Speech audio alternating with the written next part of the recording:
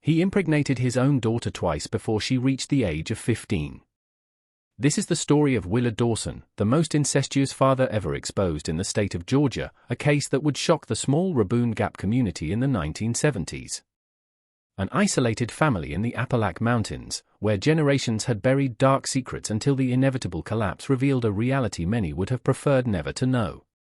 The year was 1978 in Rabun Gap, Georgia, a mountainous region where time seemed to run more slowly than in the rest of the country. Isolated communities maintained their own traditions, protected by deep valleys and precarious roads that made access difficult for outsiders. It was in this scenario that the Dawson family built their own reality, away from external looks and the laws governing conventional society. In 1978, Willard Dawson was 42, a descendant of one of the first families to settle in that region back in the early 19th century. His ancestors had arrived as pioneers, basing themselves on the tall lands where they built a small rural property. Over generations, the Dawsons became known for their isolation and distrust of strangers, rarely coming down to the city except for essential supplies. The Dawson property was approximately 12 kilometers from the nearest city, located at the end of a dirt road that became impassable during heavy rain. The main house was a visibly deteriorated, two-story wooden structure built by Willard's grandfather. A partially collapsed barn, a water well, and some areas of cultivation completed the property where Willard, his wife Martha, and his 5 children lived. Martha Dawson, born Martha Collins, was Willard's second-degree cousin.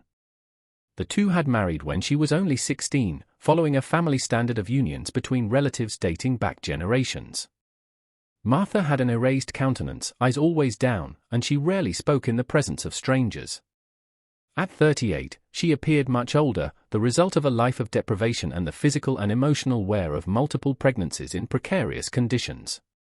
The couple had 5 children, 3 boys, Jacob, 19, Thomas, 17, and Samuel, 10, and 2 girls, Sarah, 15, and Rebecca, 8, all shared similar physical characteristics, below-average stature, asymmetrical features, and obvious dental problems. Jacob and Thomas already showed signs of erratic behavior, alternating between periods of apathy and explosions of unexplained aggression.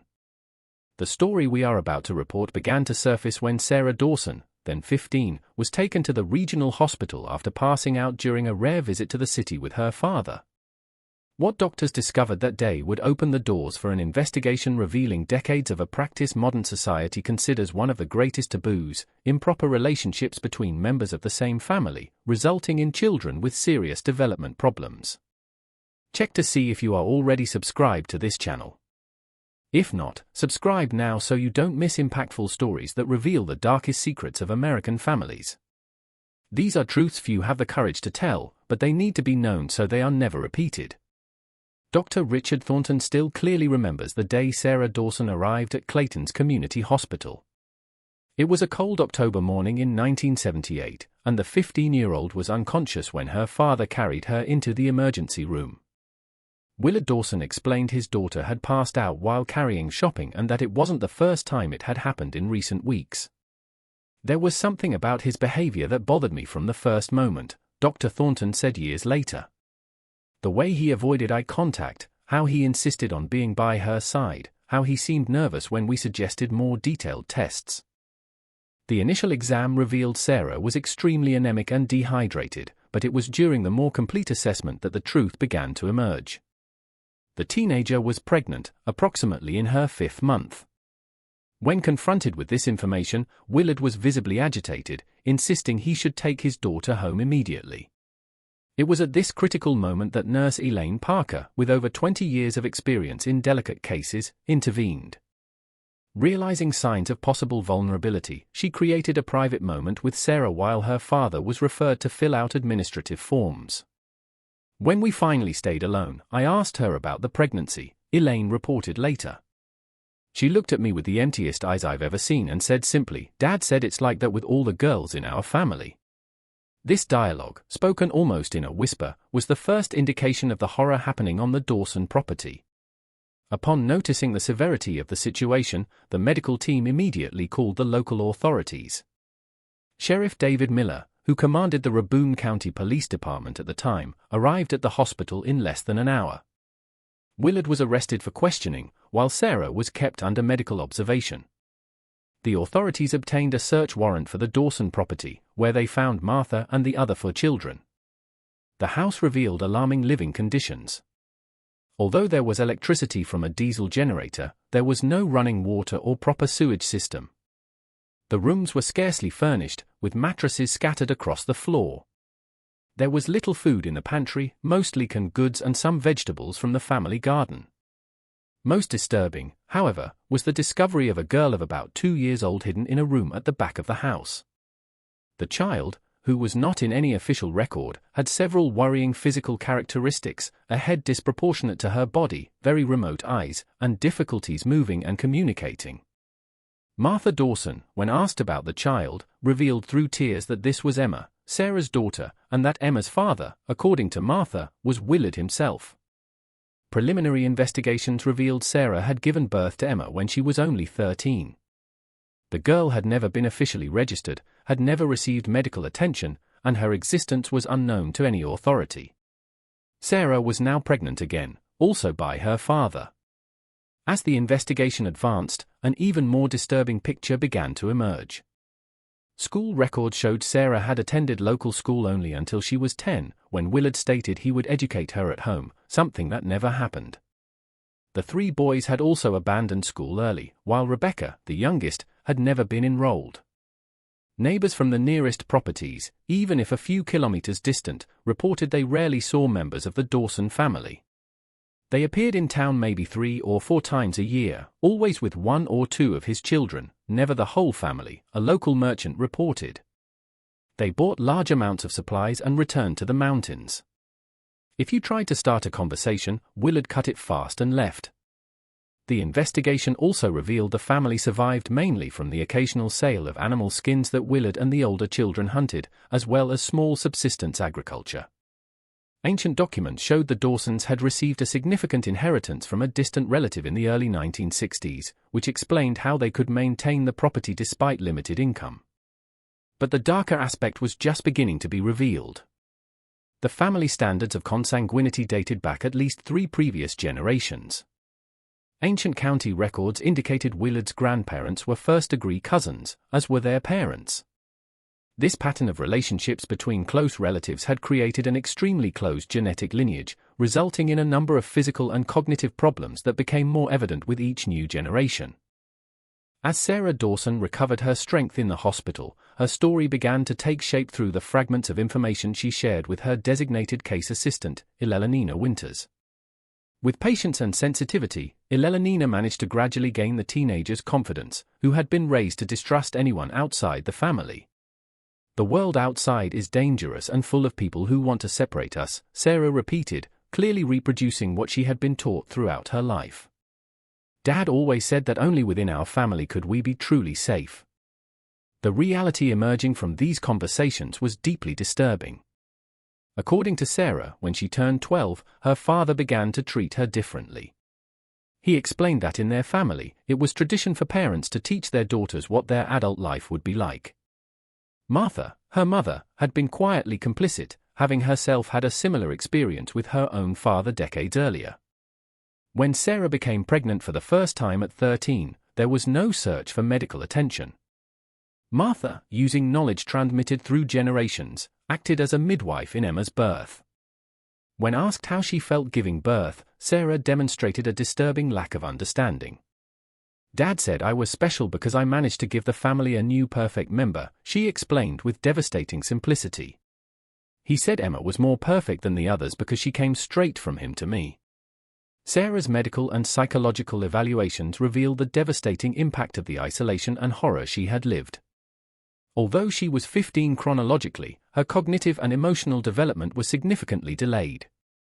She showed difficulty understanding abstract concepts, had a limited vocabulary, and, more worryingly, showed no awareness that what she had suffered was wrong. If you are feeling deeply impacted by this story, you are not alone.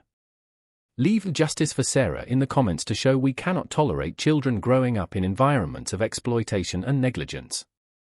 Your voice is important so these stories are never forgotten. Meanwhile, the investigation into the other family members revealed more layers of this disturbing case. Jacob and Thomas, the older children, showed clear signs of cognitive deficit. Psychological evaluations indicated both had intellectual development equivalent to that of children aged 9 to 10, despite being 19 and 17 years old, respectively. Samuel, 10, and Rebecca, 8, also showed significant developmental delays, as well as health problems like hearing difficulties, congenital heart problems, and dental malformations. Emma, the daughter of Sarah and Willard, underwent a series of medical evaluations confirming the initial suspicions. The 2-year-old girl had multiple conditions resulting from consanguinity. Beyond the observed physical characteristics, heart problems, low immunity, and significant neuromotor development delays were detected. Doctors estimated she would probably never develop cognitive abilities beyond those of a 4- or 5-year-old child, even in adulthood. Martha Dawson, when she finally started talking to the authorities, revealed her own story mirrored Sarah's. Born Martha Collins, she was the daughter of a first-degree cousin of Willard's father. At age 15, she was offered to Willard as his wife, continuing a cycle that, according to her, was considered normal within that family branch. "My mother told me this was how things were always done," Martha explained in a recorded statement. She said keeping the family blood pure was important, that mixing with strangers brought weakness. The investigation revealed this thinking had deep historical roots. The Dawson ancestors came from the Scottish Appalachians region in the early 19th century, bringing beliefs about the importance of maintaining pure family strains. Isolated in the Georgia mountains, far from the social and cultural evolution of the rest of the country, these distorted beliefs not only survived but intensified over generations. The most alarming discovery came when investigators found diaries belonging to Willard's grandfather, written between 1910 and 1935. In these diaries, Edwin Dawson described in detail his disturbing vision for preserving family purity and how he had instructed his son, Willard's father, to continue this practice. The diaries also contained almost clinical observations about the results of these unions, noting the physical characteristics of children born and which were considered successful or flaws. These documents provided crucial evidence that the practice of consanguinity in the Dawson family was not an isolated case involving Willard, but a deliberate system maintained for generations, resulting in an increasingly compromised genetic alignment. Willard Dawson's trial began in March 1979 and quickly became one of the most notorious cases in Georgia's legal history. The prosecution, led by Howard Reeves, presented a meticulously built case supported by physical evidence, medical records, and the devastating testimonies of Dawson family members. The Rabun County Court, a red brick building from the beginning of the century, could barely accommodate the public interest. Journalists from Atlanta and even national publications followed each development, while Clayton's small community tried to process that such horror had existed for so long, so close to them. Willard remained impassive throughout the process, rarely showing emotion. His defense lawyer, a state-designated professional who clearly struggled with the nature of the case, tried to build an argument based on his client's cultural isolation and ignorance of modern social laws and norms. "My client is the product of generations of isolation in the mountains," argued the lawyer. He was raised believing these practices were normal within his family, without access to proper education that could have corrected this distorted view. This argument was quickly dismantled by the prosecution, which had evidence Willard frequently went to the city, had a functional radio on the property, and had even worked briefly in a local sawmill in the early 1960s before inheriting the family property. He had sufficient knowledge of the outside world to understand his actions were condemned by society, argued Prosecutor Reeves.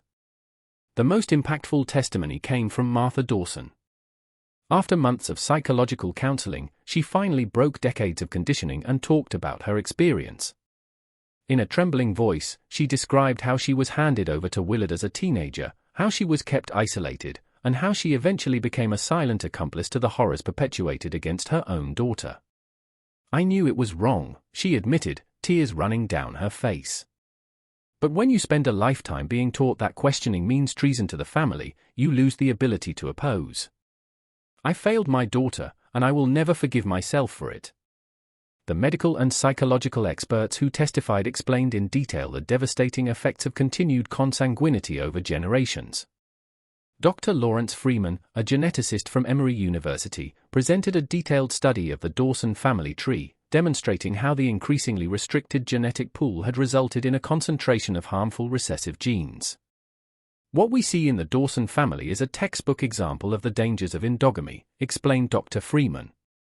When close relatives have children together, the likelihood of harmful recessive genes manifesting increases dramatically. In this family, where this practice has occurred for at least 4 consecutive generations, we see a cascade of genetic problems that have become progressively more severe. The doctor described how the problems observed in Willard and Martha's older children, from cognitive deficits to heart problems and physical malformations, were direct consequences of this pattern. But it was when discussing Emma, the daughter of Sarah and Willard, that his testimony became most impactful. This child represents what we call extreme endogamic depression, he explained. When a father has improper relationships with his own daughter, who is already the product of a consanguineous lineage, the result is an even greater concentration of problematic recessive genes. The chances of serious development and health problems exceed 70%. Medical reports on Sarah's second pregnancy, still underway during the trial, indicated the fetus already showed signs of multiple developmental complications.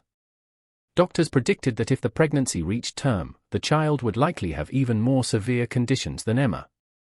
As the trial advanced, the community began questioning how such a situation could exist for so long without intervention. Local school officials were criticized for not properly investigating when the Dawson children stopped attending.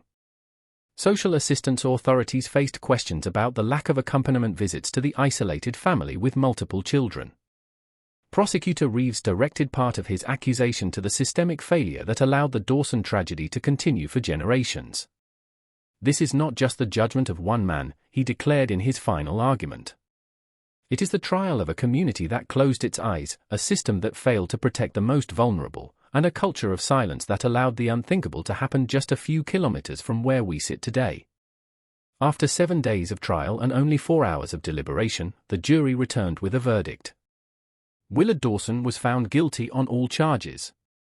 Judge William Hartford, visibly shaken by the case, issued the maximum sentence permitted by Georgia law at the time, 3 consecutive 25-year prison sentences, ensuring Willard would never leave prison. 45 years have passed since the Dawson case shocked Georgia and the entire country. The consequences of that terrible history continue to reverberate, not only for the survivors but also as a powerful reminder of the dangers of extreme isolation and community neglect. Willard Dawson died at Georgia's State Penitentiary in 1997 at age 61, never expressing remorse for his actions. Martha, after serving 5 years in prison for complicity, spent the rest of her life in a community-assisted living facility for people with mental disorders. She died in 2012 of heart complications, another common result of generations of consanguinity. The fate of the Dawson children followed several paths, all marked by trauma and the genetic consequences of their birth. Jacob and Thomas, the older children, were never able to live independently due to their cognitive limitations. Both spent decades in institutions for adults with disabilities. Thomas died in 2010 from renal failure, and Jacob still lives under supervised care. Samuel, who was only 10 when his family was discovered, had the opportunity to receive specialized education and intensive care. Although he never completely overcame his cognitive deficits, he eventually learned a craft and lives today in an assisted community where he works in an adapted carpentry workshop. Rebecca, the youngest daughter, was perhaps the one who responded best to intervention. Adopted by a family of university professors, she received special education and extensive therapeutic support. Despite learning difficulties, she completed the equivalent of high school and today works as an assistant in a local library, having found stability and a significant degree of independence. Sarah Dawson, whose involuntary courage exposed the case, faced a long and difficult path of recovery. Her second pregnancy resulted in a boy with multiple serious conditions who died before his first year. Sarah spent years in intensive psychological treatment, gradually understanding the magnitude of what she had suffered. At 19, she took an extraordinary step. She decided to speak publicly about her experience. In a 1982 interview for an educational documentary, Sarah, then with a clearer understanding of what she had lived, expressed her desire that her story serve as a warning. "I don't want anyone else growing up thinking that was normal or acceptable," she said at the time. "I want people to understand that isolation is not protection. It is a prison. Emma, the daughter of Sarah and Willard, grew up under specialized care, facing multiple medical and developmental challenges. Despite pessimistic predictions, she exceeded some expectations, managing to develop basic communication skills and some degree of independence in everyday activities. However, she never exceeded the cognitive development of a 6-year-old child. Emma died in 2001 at age 25 due to congenital cardiac complications. Sarah eventually managed to build a life for herself. After years of therapy and remedial education, she married an assistant teacher she met during a rehabilitation program.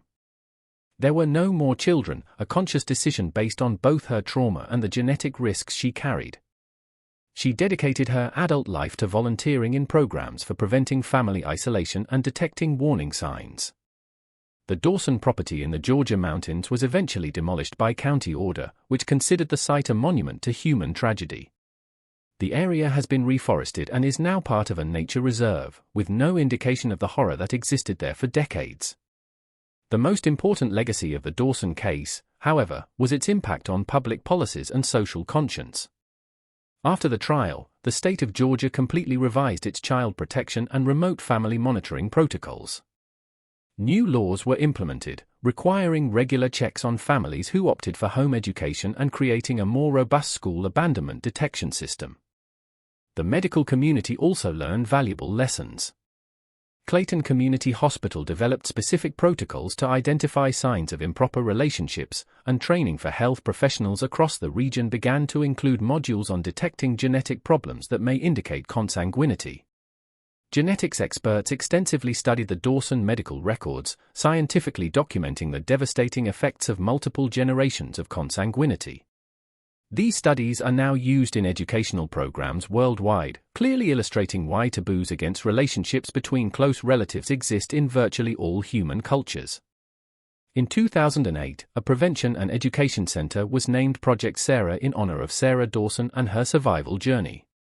The center, located in Atlanta, offers educational resources and support for survivors of improper relationships, as well as training for professionals to identify signals from at-risk families. Sarah passed away in 2019 at age 56, leaving a legacy of courage and transformation. At her funeral, dozens of professionals who had been inspired by her history to work in protecting vulnerable children were present. One of her last wishes was for her story to be told not as sensationalism, but as a painful and necessary reminder that extreme isolation can create spaces where the unthinkable becomes reality. The Dawson history reminds us that even in the deepest shadows of society, there is the possibility of intervention, healing, and change. It also reminds us of our collective responsibility to be aware of the signs that something is wrong, not to look away from discomfort, and to ensure no child grows up believing suffering is normal or acceptable.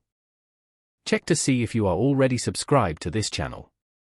If not, subscribe now to access deep investigations into cases that society prefers to forget, but we need to remember to prevent them from repeating. If you watched this far, it's because you like this story. Leave a comment saying, "I watched here," so I can meet you and know who really likes the stories here on the channel. Don't forget to like this video and share it with people who value knowing the truth, however difficult it is. This was the story of Willard Dawson, the most incestuous father ever exposed in Georgia, and the lives forever altered by generations of isolation and consanguinity.